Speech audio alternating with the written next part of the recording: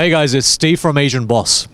Recently, we had a chance to interview a couple of North Korean defectors. In the previous video, they shared their thoughts on what's happening in North Korea, so you should watch that video first if you haven't already. In this video, you're gonna hear how their lives have changed since arriving in South Korea and how they feel about South Korean society in general. Let's get to it. 그럼 지금 이제 탈북해서 한국에 계신 지 얼마나 되신 거죠? 지금 횟수로 9년 됐어요. 만 10년이 됐습니다. 네, 그 한국에 와서 정착했던 그런 과정에 대해서 좀 설명해 주세요. 어떻게 오신 거예요? 중국에서 이제 그렇죠. 중국에서 한 4년을 살다가 사실은 중국에서도 자반에 그 북한으로 북송을 하지 않으면 아마 그냥 있었을 거예요. 근데 왜 오게 됐냐면 2008 베이징 올림픽이 끼면서 중국에서 대대적으로 북송을 했어요. 베이징 올림픽 때 그 중국 정부가 북한 사람들을 다 잡아가지고 북송시키라는 명이 있었어요. 그래가지고 우리가 중국에서 살다가 너무 힘들다 보니까 위험하고 가택수색을 막 해댔고 그러다 보니까 엄마와 나는 이제 궁지에 몰린 쥐 마냥 이제 숨조이고 있었고 점점 이제 그 감시망은 점점 좁혀오고 더 이상 빠질 데가 이제 도망칠 구멍이 없었기 때문에 그러면 이래도 죽고 저래도 죽는데 그러면 자유를 찾아 한번 가다가 죽자. 도전이라도 하다가 죽자 이거였어요. 근데 어떻게 이제 한국에 딱 오고 들어오게 되신 거예요? 이제 그 몽고로 통해서 왔거든요. 당시에 이제 몽고 정부와 대한민국 정부가 암암리에 그런 교류가 있었다는 걸 알고 있었어요. 그 몽고 정부에서 탈북자들을 이렇게 넘어오는 탈북자들을 북한으로 보내는 것이 아니라 우리 한국 정부에 인계를 해준다면 우리 정부는 그 사막에 필요한 몽고 정부에서 필요로 한 뭐 나무를 보내준다든가 뭐 이런 게 있었다고 해요.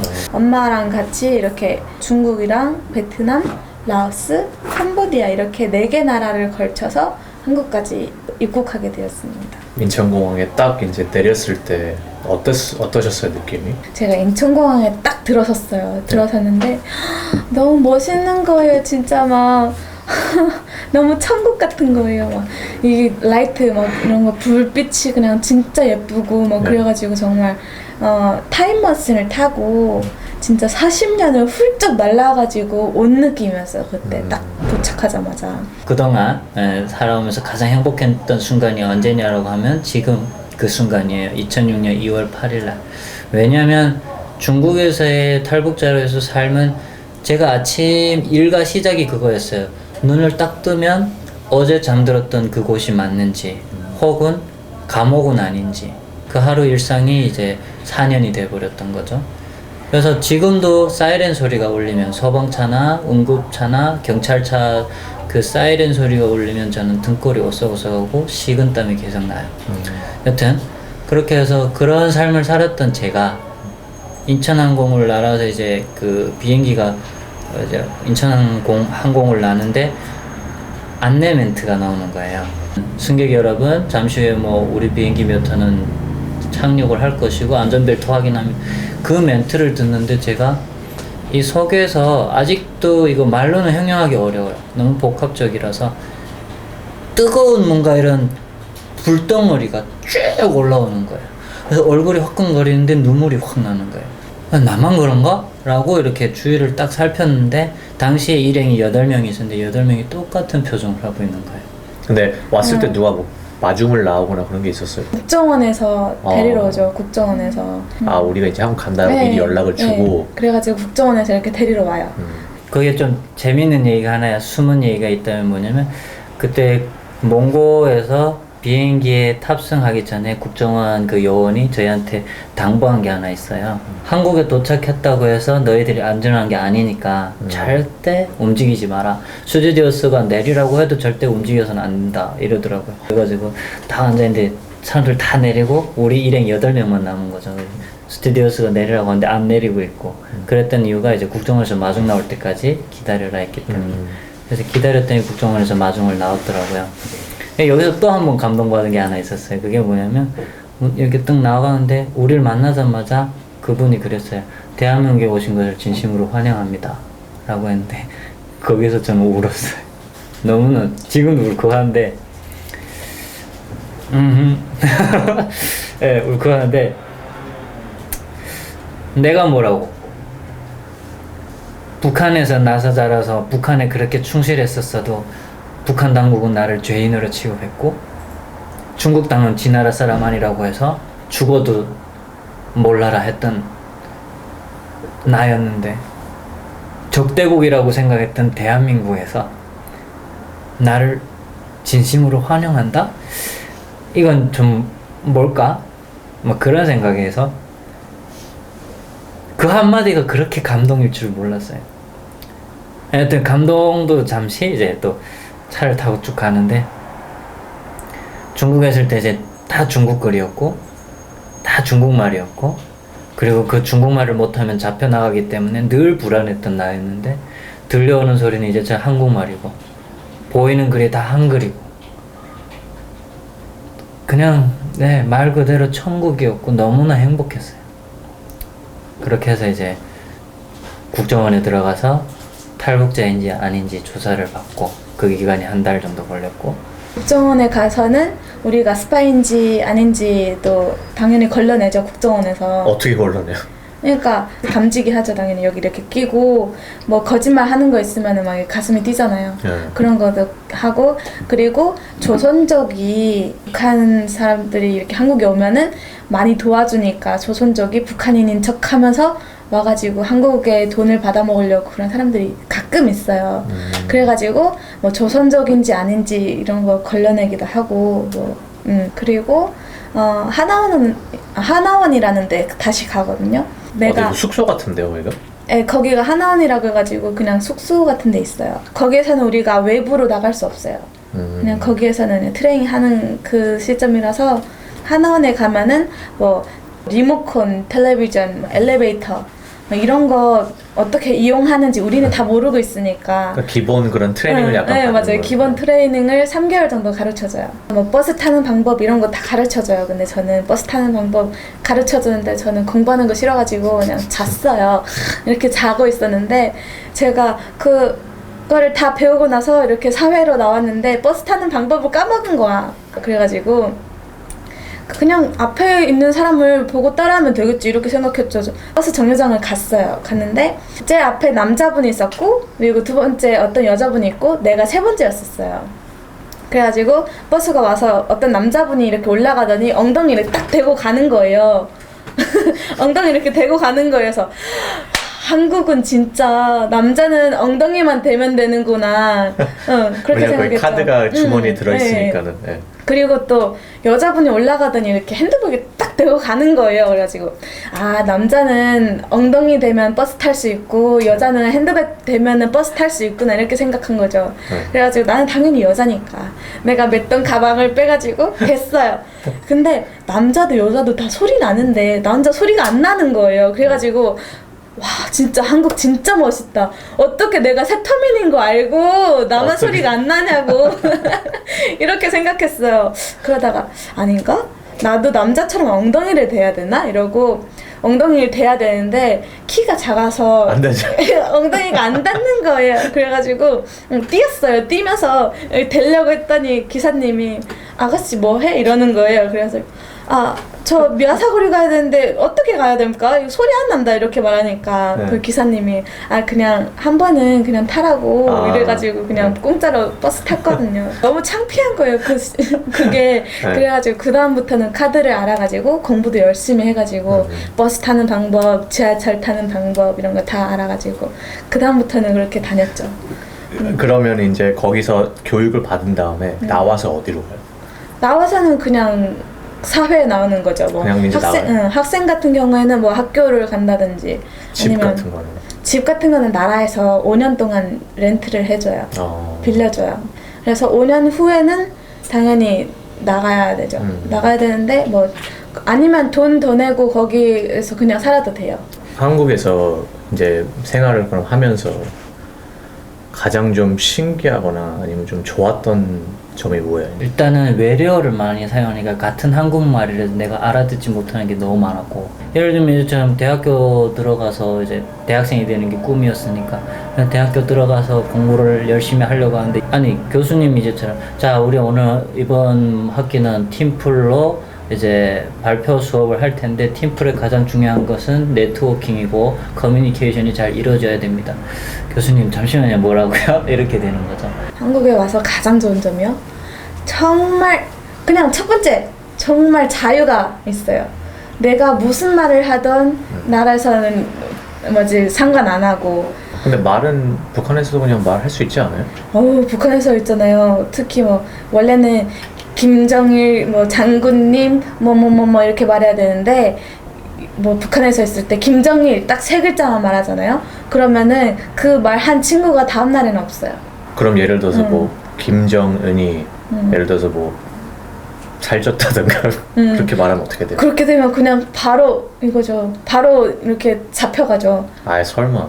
친구들끼리 말하잖아요. 친구들끼리 말해도 그런 말 하면 안 돼요. 그러면 한국 사람들이 이제 딱 북한인인 걸 처음에 알잖아요. 네. 말하는 네. 억양 같은 것도 그렇고 좀 대우가 다른가요?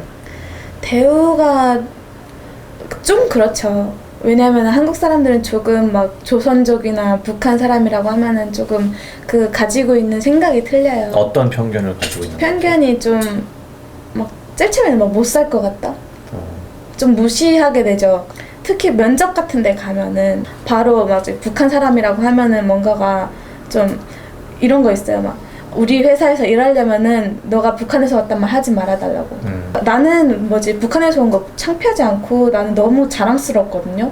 그렇게 힘든 과정을 통해 가지고 한국까지 왔는데 너무 자랑스러운데 한국 사람들은 좀 이 대우가 좀 틀리니까 그 회사 같은 경우에도 북한에서 왔다는 티를 안 냈으면 좋겠다고 이렇게 말하는 거 보면은 정말 슬퍼요. 그냥.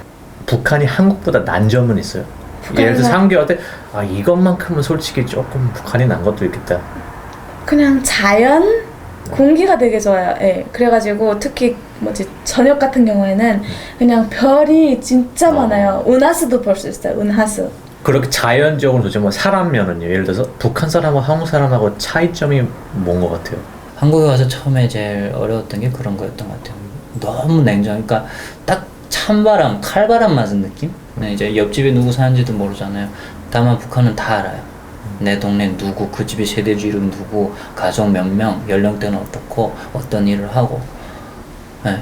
그 정도로 이제 많이 알고 있고 정을 나누는데 그런 부분에 있어서는 북한은 이제 좀 괜찮지 않나. 한국 사람 그럼 훨씬 더 풍족하고선 그런 삶을 사는데 네네. 한국 사람들이 꼭 북한 사람보다 더 행복해 보이나요?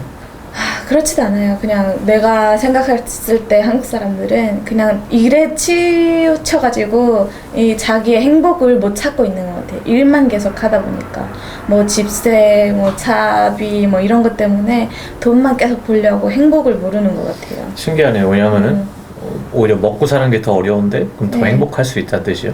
북한에서는 먹을 게 없어도 행복했었어요. 근데 한국 같은 경우에는 학생들은 계속 공부만 하느라고 아침 7시 일어나가지고 학원 하나 갔다가 그리고 학원 끝나고 학교를 등교해서 그리고 7시에 끝나서 또 11시까지 또 학원 가고 이게 매일매일 이렇게 돌아가니까 이런 게 너무 스트레스 많이 받는 것 같은데 근데 북한 같은 경우에는 그냥 밖에 나가서 놀라고 해요. 공부는 학교에서만 하는 거라고 이러고. 저는 불쌍해 보여요.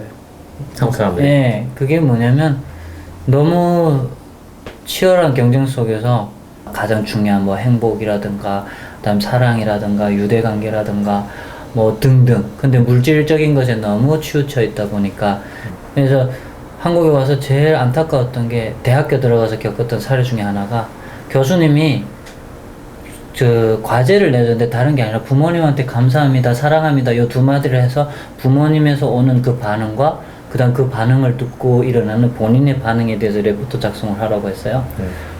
저는 그게 과제인가? 이랬거든요. 이것도 과제라고 내주나? 라고 했는데 남한 출신의 그 대학생들은 와 이러는 거예요. 그걸 어떻게 하라고? 네, 그래서 이게 많이 어려운가? 했거든요. 근데 대학교 들어가서 한 3학년 올라가면서 제가 어느 날 자살을 생각하고 있었어요. 왜요? 그 이유가 뭐냐면 탈북자라는 이름표를 갖고 이 치열한 대한민국 사회에서 내가 살아남을 수 있는 방법이 뭘까라고 생각했는데 안 보였었어요. 그 다음에 저는 이제 선천적으로 또 혈우병이라는 병을 갖고 있어요. 피가 잘 안 묻는 병인데 이런 병을 가진 내가 대한민국 사회에서 과연 살아남을 수 있을까? 아니요, 없었어요. 그래가지고 죽어버릴래 라고 자살을 결심했었는데 자살을 하려니까 너무 억울했어요. 그 지난날 지금까지 생각해보면 인천공항 날고 신분증 받아들고 학생증 받아들은 날 그 세 가지를 빼게 되면 행복한 시간이 없었던 거예요. 그러면 나는 목숨을 걸어서 얻은 자유의 이 땅에서 나는 왜 이렇게 불행하게 살아야 되는가 라는 어떤 질문을 던지면서 억울해서 일어났거든요. 그래서 일어나면서 깨달은 게 제가 남한 친구들하고 똑같이 가려고 했고 또 물질적인 것에 이제 현혹됐던 거죠. 대한민국에서 지금 부끄럽지만 12년째 자살률 1위거든요. 대한민국 처음에 왔을 때 자살하는 사람 보고 코웃음 쳤던 게 나였고 그것을 공감하는 내가 된 거예요. 두 곳을 다 경험한 거죠. 그러면 남은 인생 이 자살률 내리는데 좀 기여하고 싶다는 일단 욕심이 생겼고 이런 정말 엄청난 비전을 이제 갖고 계시면서 앞으로 본인이 할 일을 잘 하고 계실 것 같은데 탈북자로서 이런 오해를 받는 게 가능하지 않을까요? 예를 들어서 한국 사람들이 간첩이다. 혹시 주위에서 그런 일을 보신 적이 있으세요? 일단 제 친한 친구 중에 한 명이 그 친구의 어머니가 이제 간첩으로 몰려서 국정원 조사를 받았던 경험이 있어요. 그래서 그 내 친구는 그거에 너무 억울해서 맨날 술에 이제 의존하면서 대한민국 사회에 대한 불만을 표출했던 그 기억이 나는데 또 하나는 이런 상견례 자리에 갔는데 탈북 여성이라는 이유로 거기서 이제처럼 간첩 아니냐. 탈북 여성들이 이제 탈북 과정에 있어서 중국이나 어디 인신매매로 많이 팔려다니고 그 과정에서 결혼하거나 애를 낳는다고 하는데 그런 경험은 없느냐 등 이런 이제 어찌 보면 그 받는 사람한테는 너무 모욕이고 상처잖아요. 근데 그거를 꺼리낌 없이 얘기한다는 거죠. 근데 그거 나쁘다고 할 수는 없는데 문제는 지금 말씀하신 데 편견인 거예요. 탈북자라고 해서 다 간첩이 아닌데 한 가지는 그러한 영향으로 인해서 탈북자라는 이유로 취업하는 데 어려움을 겪고 그다음 나가서 어떤 행동을 하는 데 있어서 모든 게 제한적이 되고 어떤 면이 제한적인데요? 예를 들면 말 한마디 그다음 행동 하나 잘못하게 되면 탈북자라서 그래 이런 것들 탈북자를 완전히 이렇게 받아들이기는 좀 어렵다는 얘기인가요? 100% 서로 젖어든다? 이거는 이제 좀 너무 어려운 것 같고 어느 정도는 될 것 같아요.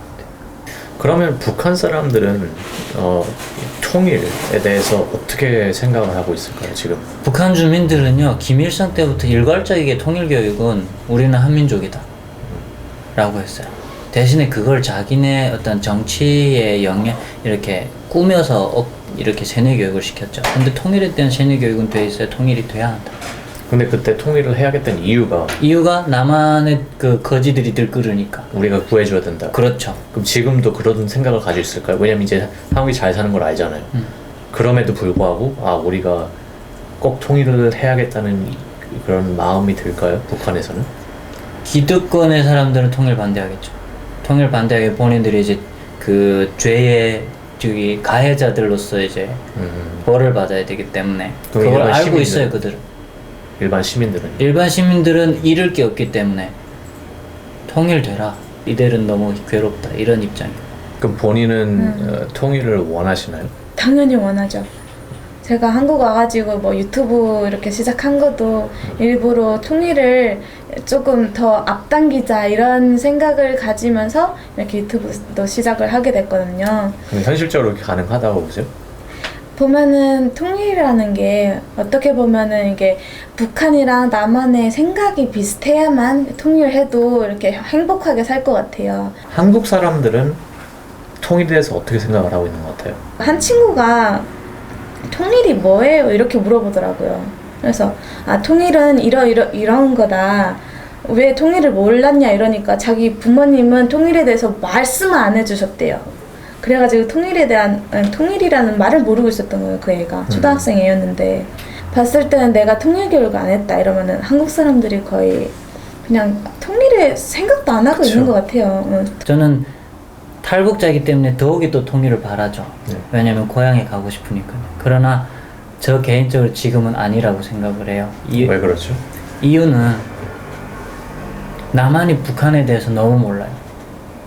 남한 사회가 북한 사회에 대한 어떤 인식, 그 인식하는 정도가 90년 중후반, 2000년 초반 이 정도에서 머물러져 있어요. 보게 되면 저를 만나는 일부 어떤 고등학생들이나 대학교 신입생들은 탈북자를 봐서 신기하다고 하고, 그리고 심지어는 같은 언어를 쓰냐고 물어봐요. 그만큼 통일에 대해서 교육을 안 했다라는 거죠. 단 북한은 세뇌 교육이지만 통일에 대한 그 교육을 계속 해왔다라는 거죠. 지금 3만 명 탈북자가 남한사에 들어와 있는데도 모르는 사람이 많고, 심지어 그들하고 융합이 전혀 되지 않는데, 지금 남아있는 북한 주민들이 지금 한국에 대한 인식이 엄청 좋아졌는데 통일이 되면 그들이 내려오지 말란 법이 없단 말이에요. 그럼 그들이 내려와가지고 엄청난 이제 충돌이 예상되고, 우리가 생각했던 갈등 그 이상이 될 수가 있다라는 거죠. 그러면 우리는 경제적으로나 정서적으로나 엄청 휘청거릴 테고 망할 수도 있는 거죠, 나라가. 엄청 심각한 문제라고 생각하거든요. 그래서 통일을 반대해요. 인식 개선이 어느 정도 진행되지 않는 이상. We hope that this video helped you become better informed about North Korea, and we'd like to ask you to do whatever you can to raise awareness on this issue. We also had a chance to collaborate with the YouTube channel Digital Soldier TV to make a more lighthearted video about North Koreans trying American barbecue for the first time, so make sure you check out their video as well. Thanks for watching, and see you in the next video.